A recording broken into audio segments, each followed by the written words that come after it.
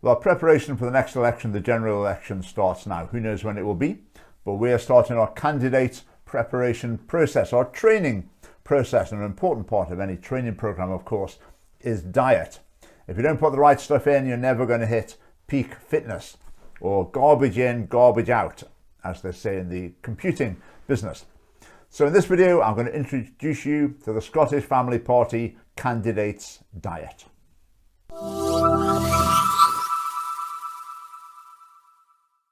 And obviously, needless to say, this is not actually about food.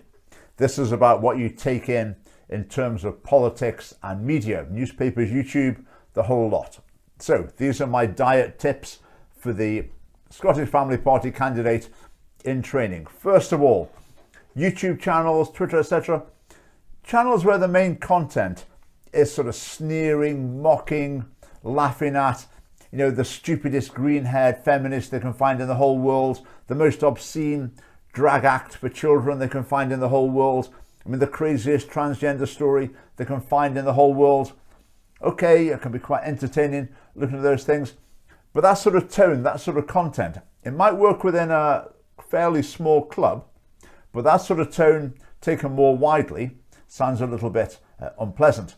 And if you watch a lot of material that's like laughing at, oh, they're so stupid, then the problem is you'll start to internalize possibly those sort of views, and then you'll start speaking in that way as well, and it can sound arrogant. So the problem would be when you come to try and speak more professionally, more moderately, you'll be battling with yourself, because what you've been putting in, what you've been listening to, will be what will naturally come out of you. So that's something to really consider. If that's your habitual thought, is going along with this sort of angry, mocking, scathing, sneering type commentaries, you might struggle to change gear when you find yourself in front of an ordinary audience of potential voters. The other thing with this sort of material is often it's presenting a straw man. Okay, the craziest drag artist in the whole of America performing for kids.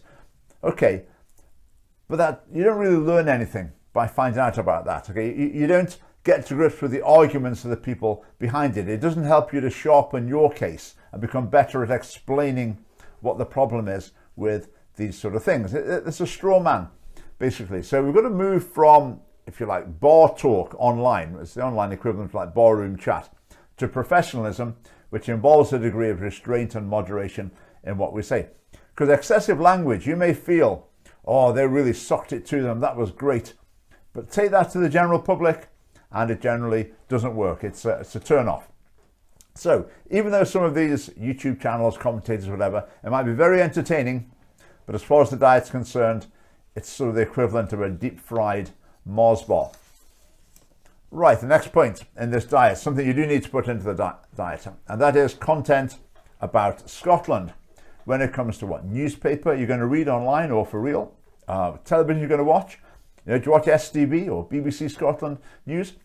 If you follow Scottish media, learn about what's going on in Scotland, that is obviously very helpful.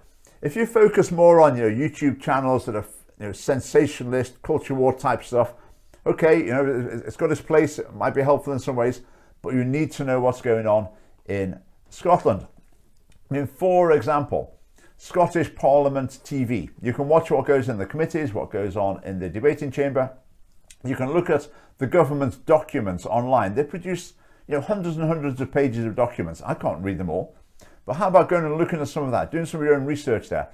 Now, in terms of the diet, this is not deep fried Mars bar. This is like raw salad leaves, a whole bowl full of them. But if you can do that, it really will be helpful to build up your understanding of what's going on in Scottish politics. Just going back to the media as well, if you watch, you know, like STV News or whatever, okay, it's quite likely to have its own bias. They'll narrate things from their point of view. They'll choose stories maybe to fit a certain agenda, but you will learn about things going on, and also it will help you to understand the ordinary person, if you like. Why does the average person in Scotland think the way they do? Well, it's partly because of the diet of media that they're consuming, and if you understand that, you're better able to communicate with them. I mean, something else that's really worth looking into, spending the time reading, and that is documents produced by other parties. They produce policy documents, and I often don't have time to read them. I think the Conservatives produced one about their plan to tackle the drug death crisis in Scotland. I don't know what it said. I haven't had time to read that. If you had time to read that, that would be really valuable. If you can then bring that back, to a family party meeting. I've read what they've got to say. This is what I think about it. That would be very useful. I normally find when family party supporters send me a message, an email, or whatever, which is very, very common, and they say, "Oh, I think you ought to watch this," a YouTube video or Facebook video or something. Probably 9 times out of 10, it doesn't relate to Scotland. It doesn't relate to Scotland. It's often something in America, or maybe it's a UK political issue, but it's about a devolved issue, so it doesn't apply in Scotland. So I'm really keen for family party supporters, candidate members, to be telling me about what's going on in Scotland. Tell me about the research you've done and what you have found out about. I mean, recently someone sent me some information about what had been going on in East Ayrshire Council, and sent me a couple of links. I watched it. I mean, what was going on in the debating chamber was a shambles, and the quality of debate was pitiful. But it was interesting. I didn't have any idea of what had been going on there. So that is really helpful. And that's a candidate finding out about what's going on in the local area, in the local council. Now, as I say, following Scottish politics, getting into the nitty-gritty of it, it's maybe not the most entertaining. It's not infotainment, let's put it that way. But it's really, really important. And it's a challenge for us in the Scottish Family Party, because a lot of our potential supporters tend to get drawn in terms of their interest to UK or US or United Nations or international issues. And our challenge is often we've got to redirect the focus to what's going on here. These are the issues that we need to be contending for. So if we can set a good example in that regard, obviously that's going to help us doing it. So focus on Scottish affairs. Right, next point in the diet. What do I recommend? Well, the mainstream media, I've touched on this already. It's good to have some degree of engagement with the mainstream media. Okay, people who say it's all lies, everything the BBC says is a lie. Well, that's just not true, is it? I mean, there might be occasionally things that are actually factually incorrect. But generally, the major problem is that they select news to fit their narrative. The way they present it is very skewed. But it's interesting to see it in any case. And it just helps us to keep a sense of balance in our views, to keep things in perspective. And in terms of engaging with mainstream media, I would urge you to try and engage at the highest level that you can. If you're going to watch something on television or something on the radio, try and find the one that's got the most depth to it. They'll look at things in more detail, and that's probably going to be more helpful to you as a potential candidate. Now, when it comes to alternative media, YouTube or whatever, again, try and find outlets, channels, communicators that help you to learn about topics. I mean, for example, Spectator TV, an hour a week, it comes out on a Thursday. Spectator TV, I mean, very good. I mean, sometimes they might have someone that would agree with an element of family party policy, sometimes not. But it's just interesting. It gives you an overview of what's going on beyond what you might find from a more sort of infotainment type communicator. I mean, recently I've been watching someone on YouTube called Professor James Kerr Lindsay, who's a professor of international relations, and he talks about trouble spots around the world, basically, international problems within and between nations. It's very interesting. I think it's perspective. You can detect a certain skew in it, but that's fine. But when I watch him, I learn about things. I come away thinking, okay, I didn't know that before. Now I know. That is great. I mean, someone like Jordan Peterson, he often, if you hear him talking about a topic, by the end you'll think, yeah, I didn't know that. Actually, I think I understand that a little bit better. So if you can find media sources, alternative or mainstream, that aid your understanding, increase your knowledge about topics, then that's very helpful indeed. So I think we need to try and get a balanced diet, because on the alternative media in particular, you tend to get the sensationalist, the contrarian, the people who, doesn't matter what the story in the news is, they're going to take the opposite view. And it's just like a reflex reaction. I think I've used the example before. If NASA said, and every space agency in the world said there's a meteor coming to hit the world, I know it's going to land in the Pacific Ocean at a certain date, certain time, I know already which people and which news outlets would be saying, no, I don't believe it. It's not true. It's certainly not true. No, they're just making this up. I know already who they would be. So we're going to move beyond either reflexively just going with whatever the mainstream media say, or reflexively believing the opposite, no matter what. So you've got to choose a careful balance of sources of information that you are consuming. If you watch any sort of perspective, if you watch too much of one perspective, then your views might end up skewed, because you might hear something, say something, and think, I'm not quite sure about that. Is that really true? And ideally, what you should do then is go and find out, do a bit of research and check it out for yourself. But if you're watching too much, then you haven't got time to do that, and it will just tend to seep into you, and you'll find your opinions formed without really engaging with the material critically. So if you just look at one side all the time, as I said earlier, you'll fall into the trap of thinking the other side is just so stupid. How could anyone be such an idiot as to believe something other than you believe? Whereas if you listen to a mix of people, you'll genuinely understand the arguments that people have got for their positions. Right, next thing in the diet. I mean, unorthodox views. I was thinking that, but what's the most unorthodox view I've got? I mean, one of them would be, for example, I don't believe the theory of evolution, hook, line and sinker. I believe that an intelligent design played a part in the coming about of life on Earth. That's quite a controversial view. Right, in terms of being leader of the Scottish Family Party, does that view help me or does it hinder me?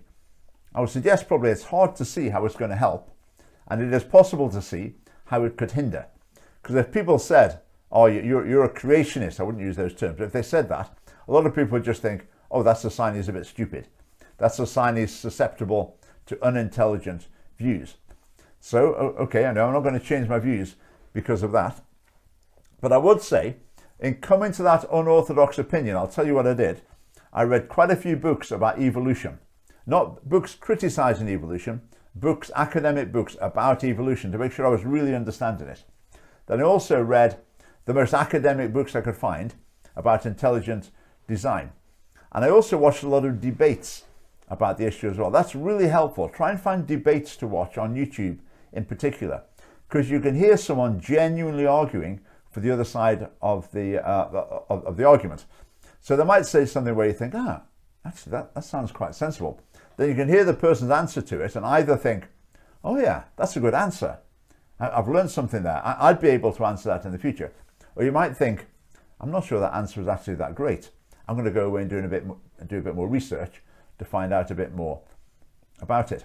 But I would say with any view, you'll have your view, the Family Party, will have our view, and there will be people with the opposite view. What is helpful to try and do is to understand the thinking of the people on the opposite side. Now, if you're too busy laughing at them, sneering at them, mocking them, whatever, then that's not going to happen. You need to genuinely try and engage with what people really think. How is their philosophy different from yours? What underlying principles do they believe that you don't believe? Try and pin that down, then that helps with discussions with people. Because often people who disagree, they're not stupid, they're not evil, they're not insincere, they've also got the best interest of society at heart, but they've just got a different philosophy about how to bring about what's best for society. So really try and get to grips with alternative views. I mentioned debates already. Really helpful thing to watch debates and also to try and engage in them as well. Try and talk to people who disagree with you. Try and get to the heart of why they're thinking that. Maybe you'll change their mind, but maybe just the experience will be helpful as well. That's very good training. The other thing I'd suggest as well in terms of media intake is don't just focus on current affairs.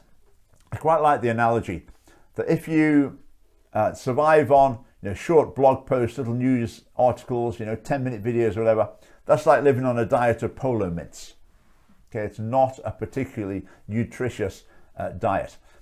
I mean, I would recommend read books. If there's an area that you're interested in, read a book about it. And I've got some books here. You've probably heard of me talking about some of these topics. The reason I can talk about them for 5 minutes is not because I watched a 5-minute video about them, but because I read a book about it. I mean, that's the way it works. You read a book for, 20 hours or whatever, and then you feel able to talk about the topic intelligently for 10 minutes. So it takes a lot of investment to be able to do that. I mean, this book about eugenics was very, very helpful in terms of bringing that into family party policy, enabling me to speak about it. I'm going to read this book over the summer, Beyond Monogamy. I mean, there's quite a movement in society for 3, 4, 5 person relationships. 3, 4, 5 person marriage will be on the agenda before too long, I would imagine. I want to know about it. This is a book arguing in favour of polygamy, polyamory. So I wanted to see what they've got to say. So I'm going to read that. Cheap Sex by Mark Regnerus, really good book. You might have heard me at a conference a couple of years ago talking about the idea that you have an island with 10 men and 10 women, and what happens if the women say they'll only have sex when they get married, etc. That's from that book. Okay, so I invested the time in reading that book, and then I've got something hopefully useful to say about it. Human rights, I talk about human rights quite a bit, so I've read a few books about human rights. I mean, intelligence, you heard me talking about like IQ and education, closing the attainment gap. Okay, I read a book about it. That's where it comes from. This book, Philosophy on Sex and Love, very influential for me. Again, some of the things I say about my understanding of sexual relationships from that book. The Place of Men, responding to a lot of feminist arguments. Is there anything good about men? Very, very useful book, very helpful. All these books, I recommend you read them, but find other books as well. Prostitution and pornography, you probably heard me talking about those things, some of the arguments I put forward. Some of those are from this book. Quite a long book, quite academic, but it gave me some really good arguments. I mean, one of them was the, should there be a prostitution stand at the school careers fair? I found that in this book, but it's since been repeated in the Scottish Parliament. I've heard other people repeating it. It's like that argument is now loose in Scotland, and it's used quite frequently. I mean, free speech, the hate crime bill, I've got a book about free speech. There's lots of books about it. I found this one pretty helpful. I was explaining, one thing I remember from this, just happen to remember now, is that when the Nazis were rising to power, there were hate speech laws, and all they achieved was turning the Nazis into martyrs that helped their cause and helped them gain support. I mean, this book, How Scotland Works, Andrew Conway, I really recommend it. It goes through virtually every aspect of government and just gives a welter of statistics and explain how the economy, energy, NHS, whatever, or housing, just puts you in the picture. Fascinating. A really, really valuable book. The last one, I'm trying to get up to speed about drugs to be able to speak about those more sensibly. So I've got this book, Philosophy of Psychedelics. I'm trying to clarify my thinking about what's wrong with taking drugs basically for psychoactive reasons, and it's dangerous. Why is that wrong when doing other dangerous things is not wrong? I'm trying to clarify my thinking on that. So, a few books. I have another book about drug addiction. I think this book's basically suggesting that maybe there's no such thing as drug addiction. I'll hear what he's got to say. Drug policy and public good. Again, that's absolutely relevant. So I'm just waffling there. Any of those books are great, but find your own. I think reading books like that is really helpful to become a little bit of an expert in that area. After the summer, we're going to be looking for spokespeople in certain areas. So if there's an area you think you could do that job in, maybe read a couple of books. Beware the man of one book, just not one book, read a few and really try to develop some expertise in an area. Right, so that's books. I mean, what if you're not really so much into books? You want to watch people on YouTube. What I find helpful on YouTube sometimes, when you do your search, put lecture in it. So if you want to look at, say, drugs policy, lecture, and then you'll get someone standing in front of a bunch of students very likely, presenting, a structured, intelligent case. It might not be quite as entertaining as what you might watch otherwise, but probably you're going to learn more from it, and it's going to be more useful. I mean, audiobooks as well, I think are brilliant. You can find a lot of fantastic material. Now, what I'm talking about here, this is the opposite end of the spectrum from finding that the craziest drag show for kids in the whole of America is in Mississippi. And then a few days later you find out, oh no, hang on, there's one even worse in Texas. Oh, hang on, there's one even worse in California. I mean, are you really learning anything from that? Not really. Not really. You're not learning anything useful in terms of engaging with Scottish politics. So try and learn and study to become an expert, develop expertise in an area. Say there's openings for spokespeople after the summer, but just as a candidate in general, the more you know about issues, the better. Right, another point I would make in terms of your diet. I've said about being Scotland focused. A lot of people in Scotland, half, if not more, of their political focus goes to America. They follow American politics very, very closely. Why is that? Partly because it's got the razzmatazz, it's got the very entertaining commentators. It's a better show, basically. It's a better soap opera to follow than Scottish politics.